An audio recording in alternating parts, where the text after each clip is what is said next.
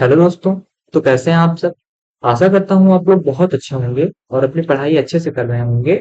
मैं आकाश मिश्रा अपने YouTube channel आकाश math सब में आपका स्वागत करता हूँ।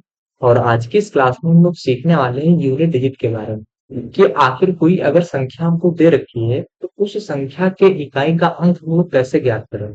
तो बिना देरी किए हम अपनी क्लास को स्टार्ट करते हैं और यूनिट डिजिट को बहुत अच्छे तरीके से समझते हैं। उससे पहले मैं आपको ये बता दूं, जो लोग आज इस क्लास को पहली बार देख रहे हैं वो जाकर पहले पिछली क्लासेस को देख लें, क्योंकि मैंने पिछली क्लासेस में संख्याओं के वर्गीकरण के बारे में बहुत अच्छी तरीके से आपको बता दिया था कि आखिर संख्याएं कितने प्रकार की होती हैं, कौन कौन सी होती है। इन सारी चीजों को हमने बहुत अच्छे तरीके से पिछली क्लासेस में आपको बता दिया था। तो आज की इस क्लास में हम लोग सीखेंगे यूनिट डिजिट के बारे में कि आखिर जो इकाई का अंक होता है उसे हम कैसे ज्ञात करेंगे। तो देखो, इकाई का अंक कहने का मतलब ये होता है कि अगर कोई संख्या आपको दे रखी है, जैसे 9235, 9235 यानी 9235। 9235 में अगर हम देखेंगे तो सबको पता होगा कि जो आपको लास्ट में 5 दिख रहा है, समझ रहे हैं बात को। लास्ट में आपको ये 5 दिख रहा है, ये होता है आपका इकाई। क्या होता है? ये होता है आपका इकाई। दूसरे नंबर पर जो 3 आपको दिख रहा है ये होता है दहाई। बहुत अच्छे तरीके से आप लोग समझना इस बात को। 5 आपको जो दिख रहा है ये होता है इकाई का अंक। जो आपको 3 दिख रहा है ये होता है आपके दहाई का अंक। और जो आपको 2 दिख रहा है इसको हम कहते हैं सैकड़े का अंक, सैकड़ा। और जो आपको लास्ट में 9 दिख रहा है इसको हम कहते हैं हजार। कहने का मतलब ये हुआ कि इस संख्या में अगर हम आपसे पूछे कि बताइए इसमें इकाई का अंक क्या होगा, तो आप तुरंत बताएंगे कि इसमें इकाई का अंक क्या होगा, 5 होगा। अगर मैं आपसे पूछता हूँ बताइए इसमें दहाई का अंक क्या होगा, तो आप बता देंगे कि दहाई का अंक इसमें क्या है, 3 है। इसी तरह अगर मैं पूछता हूँ इसमें सैकड़े का अंक क्या होगा, तो आप बता देंगे कि इसमें सैकड़े का अंक 2 दिख रहा है। अगर मैं हजार का पूछता तो आप बता देंगे 9। लेकिन इस टॉपिक में हमको बस केवल ये पढ़ना है इकाई के अंक के बारे में।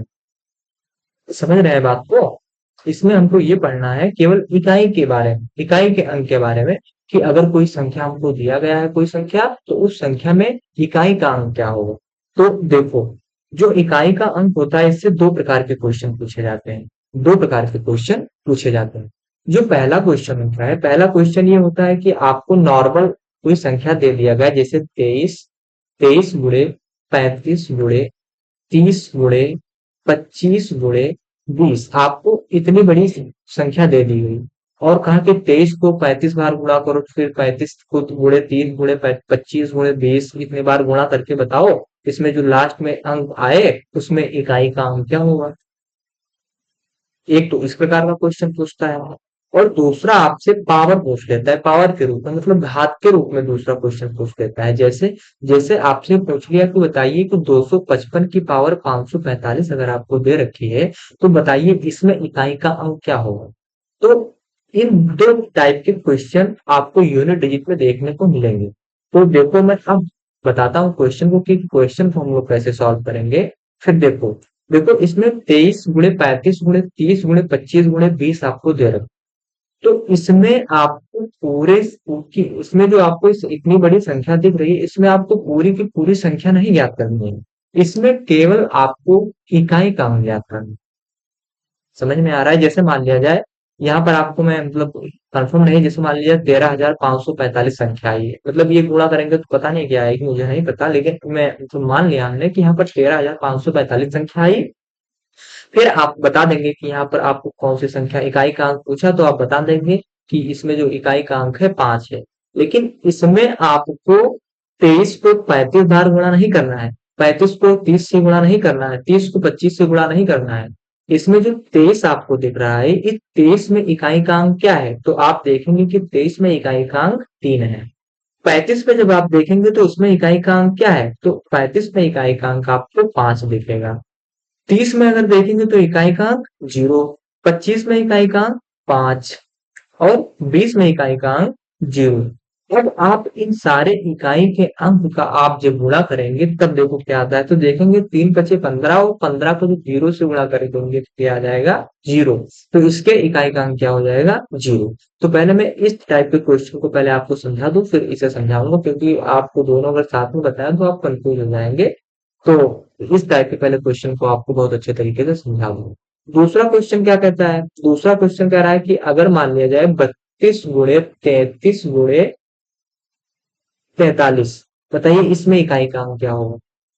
तो इसमें आपको पूरी की पूरी संख्या से गुणा नहीं करना है, केवल जो 32 का लास्ट का अंक है, 33 के लास्ट का अंक है और 43 के लास्ट के अंक से गुणा करना है। मतलब दो को आप 3 से करेंगे तो 2 6 आएगा, और 6 को जो आप 3 से गुणा करेंगे तो कितना आएगा? 18 आएगा। तो आप यहाँ पर क्या बता देंगे कि इसमें इकाई का अंक कितना है? 8। तो यही आपका आंसर होगा। देखो तीसरा क्वेश्चन मैं आपको ले रहा हूँ, आप समझ लीजिए बहुत अच्छे तरीके से। जैसे मान लिया जाए 14 गुणे 15 गुणे 16, तो 14 गुणे 15 गुणे 16 में अगर हम कहें कि बताइए इकाई का अंक क्या होगा, तो उसमें भी आपको 14 से 15 को गुणा नहीं करना है, फिर 15 से जो संख्या आएगी उसको 16 से गुणा नहीं करना है। 14 में आपको इकाई का अंक क्या दिख रहा है? 4 दिख रहा है। 15 में आपको इकाई का अंक क्या दिख रहा है? 5 दिख रहा है। और 16 में आपको इकाई का अंक क्या दिख रहा है? 6 दिख रहा है। तो जब आप 4 को 5 से गुणा करेंगे तब आएगा 20। तो अब इस 20 में आपको 20 से 6 बार गुणा नहीं करना है, करोगे तो वही आंसर आएगा, लेकिन इतनी बड़ी लंबी बनाने की कोई आवश्यकता आपको नहीं है। आप जब यहाँ पर 20 को 6 बार गुणा करेंगे तो 6 दूनी 12 बराबर कितना आएगा? 120 आएगा। लेकिन यहाँ पर तो इकाई का अंक कितना आया? 0 आ गया। तो उसी प्रकार यहाँ पर जो 20 आपको संख्या मिली आप, उसका भी आपको लास्ट का अंक ही लेना है। तो उसके जब आप लास्ट का अंक लेंगे और 6 से गुणा करेंगे तब भी 0 आएगा, और जब 20 को 6 बार गुणा करेंगे तब भी इकाई का अंक 0 ही आएगा। तो आप यहाँ पर क्या बता देंगे कि जो इकाई का अंक आपको दिख रहा है वो 0 दिख रहा है। तीसरा चौथा क्वेश्चन मैं एक और ले रहा हूँ, फिर मैं आगे बढ़ूंगा। देखो अगर मान लिया जाए 21 गुणे 22 गुणे 35 आपको दे रखा है, तो कह रहा है कि इसमें इकाई का अंक ज्ञात कीजिए कि इकाई का अंक क्या होगा। तो इसमें एक को आप 2 बार गुणा करेंगे तो कितना आएगा? 2। फिर 2 को आप 5 बार गुणा करेंगे, 2 पंचे 10। तो आपको इकाई का अंक कितना मिल गया? आपको इकाई का अंक 0 मिल गया। यही आपका आंसर होगा। तो आशा करता हूँ आप इतनी चीजें समझ में, मतलब समझ में आ गया होगा कि अगर कोई संख्या अगर सिंपल वे में हमको दे रखी है तो उस संख्या की इकाई का अंक हम ज्ञात करेंगे तो कैसे ज्ञात करेंगे। तो इतनी चीजें आप लोग समझ गए होंगे। थोड़ी इतनी चीजें आपको, थोड़ा मैं स्लाइड ऐड कर लूँ, इतनी चीजें आप लोग बहुत अच्छे तरीके से समझ गए होंगे। वो स्लाइड खत्म हो गई थी इसलिए बंद हो गया था।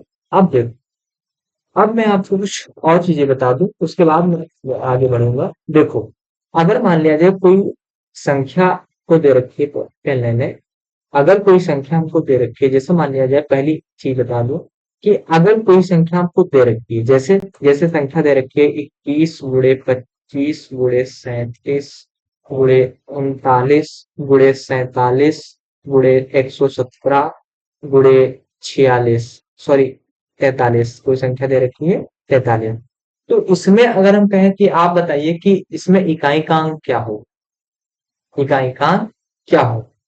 तो अब आप इसमें ये भी मत करना कि 1 को 5 बार गुणा करेंगे, 5 को 7 बार 7 से करेंगे, 7 को 9 से करेंगे, 9 को 7 से करेंगे, फिर 7 जो आएगा उसको 7 से करेंगे, उसको 3 से करेंगे। ये आपको बिल्कुल नहीं करना। हालांकि करोगे तो आंसर आएगा, लेकिन आपको ये नहीं करना है। इसमें आपको देखना है कि इसमें आपको 5 दे रखा है, और 5 के साथ इनमें कोई भी ऐसी संख्या नहीं है जिसमें इकाई का अंक सम संख्या आपको दिख रहा हो। सारी की सारी जो इकाई का अंक सब विषम है। और जब आपको सारी संख्याओं में विषम संख्याएं अगर दिख जाएं, तो साफ साफ आप तुरंत लिख दो कि इसके इकाई का अंक जो होगा वो इकाई का अंक आपका 5 होगा। समझ रहे हैं बात को मैं क्या कहने जा रहा हूँ? वैसे कहने का मतलब ये है कि अगर कोई संख्या आपको इतनी बड़ी दे रखी है, उस संख्या में अगर आपको किसी संख्या में लास्ट की डिजिट 5 दिख रही है, और उस 5 के साथ और किसी संख्या में कोई सम संख्या नहीं है उसके साथ, सारी की सारी देखो, 1 यहाँ पर विषम संख्या है, 7 यहाँ पर विषम संख्या है, 9 यहाँ पर विषम संख्या है, 7 यहाँ पर विषम संख्या है, 7 यहाँ पर विषम संख्या है, 3 यहाँ पर विषम संख्या है। अगर 5 के अलावा अलावा और सभी संख्याओं की इकाई का अंक अगर विषम दिख रहा है, तो आप तुरंत कह दें कि इसके इकाई का अंक 5 होगा। मैं एक एग्जांपल और ले लेता हूँ। जैसे मान लिया जाए 21 गुणे 23 गुणे 27, तो इसमें आपको कुछ करना नहीं है कि 1 को 3 से गुणा किया, 3 को 5 से गुणा किया, 5 को 7 से गुणा किया, ऐसा कुछ नहीं करना है। तुरंत लिख दो आंसर 5। क्यों? क्योंकि इस सभी संख्याओं में इन सभी संख्याओं में इकाई का अंक आपको क्या दिख रहा है? विषम दिख रहा है। और अगर सारी संख्याओं में इकाई का अंक विषम होगा तो इकाई का अंक विषम होगा तो उसका आंसर 5 होगा। 7 में 5 अगर आपको दिया है तो इकाई का अंक 5 होगा। तो आपको ये टॉपिक समझ में आ गया होगा। ये बहुत ही अच्छा फैक्ट था आपका। एक क्वेश्चन और कर लें। देखो फिर अगला क्वेश्चन हम कर ले, जैसे मान लिया जाए 23 गुणे 25 गुणे 43, इतनी बड़ी संख्या आपको, मतलब इतनी संख्याएं आपको दे रखी हैं। तो इसमें आपको इस संख्या में देखेंगे तो इकाई का अंक क्या दिख रहा है? एक विषम दिख रहा है। इसमें देखेंगे तो भी इकाई का अंक कितना मतलब दिख रहा है? एक विषम संख्या दिख रही है। तो आप तुरंत कह देंगे कि इसके इकाई का अंक कितना होगा? इसके इकाई का अंक 5 होगा। तो आप इतनी चीजें समझ गए होंगे। दूसरी चीज मैं आपको बता दूं कि अगर विषम है तो 5 आएगा, लेकिन सम अगर कोई एक भी संख्या सम आ गई तब क्या आएगा? तो उस चीज को भी समझ ले। जैसे 21 गुणे 22 गुणे 25 गुणे 30, 30 मत लो, 33 ले लो, 33 गुणे 32। तो इसमें आपको देखेंगे तो यहाँ पर आपको सम संख्या दिख रही है। एक संख्या सम दिख रही है, 5 के साथ एक सम संख्या दिख रही है। तो आप तुरंत कह दो कि इसके जो इकाई का अंक होगा उसके इकाई का अंक कितना होगा? वो 0 होगा।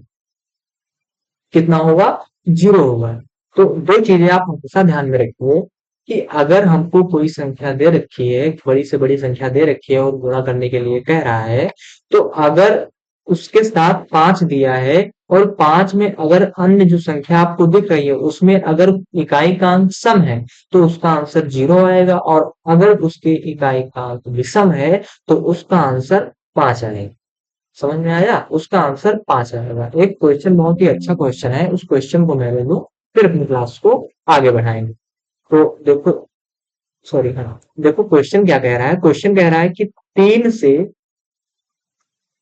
से लेकर 1000 तक सभी अभाज्य संख्याओं का गुणा करने पर इकाई का अंक बताइए। इकाई का अंक बताइए, ये क्वेश्चन है। ये एसएससी ने इसको कई बार पूछा है, बताइए। इसको एसएससी ने कई बार पूछा है। तो देखो, ये कह रहा है 3 से लेकर 1000 तक सभी अभाज्य संख्याओं की क्या बताइए? गुणा करने पर इकाई का अंक बताइए। तो देखो, 3 से लेकर कहां तक? 1000 तक। देखो, अभाज्य संख्याएं 2 से शुरू होती हैं, लेकिन यहां पर अगर 2 से लेकर कहता तो इसका आंसर आ जाता 0। लेकिन ये कह रहा है 3 से लेकर, तो 3 से लेकर अभाज्य संख्याएं कौन कौन सी है? 3 है, 5 है आपका, 7 है आपका, 11 है आपका, 13 है। तो यहाँ पर आपको सारी की सारी कौन सी संख्याएं दिख रही है? सारी की सारी विषम संख्याएं दिख रही हैं। और विषम संख्याओं के साथ अगर 5 गुणा करने के लिए कह रहा है तो आप तुरंत कह देंगे कि इसका आंसर 5 आएगा। इसका आंसर 5 आएगा। इसी तरह अगर ये कहता कि 2 से बताइए कि 2 से लेकर के 1000 तक सभी अभाज्य संख्याओं का गुणा करने पर इकाई का अंक क्या होगा?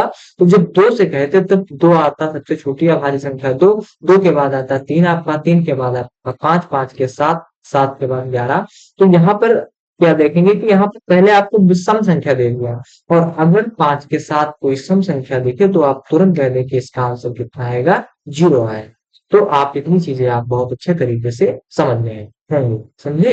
तो आज की क्लास को हम यहीं पर बंद करेंगे। कल की क्लास में हम लोग समझेंगे और साइक्लिसिटी के बारे में कि आखिर संख्याओं में साइक्लिसिटी को हम कैसे देखें। कि कोई संख्या दे रखी है, मतलब कोई संख्या, जैसे मान लिया जाए कोई संख्या जैसे 1501 560, अगर लास्ट में इकाई का अंक 1560 दिख रहा है तो उसका इकाई का अंक क्या होगा? मतलब पूरी की पूरी चीजें साइक्लिसिटी पर है।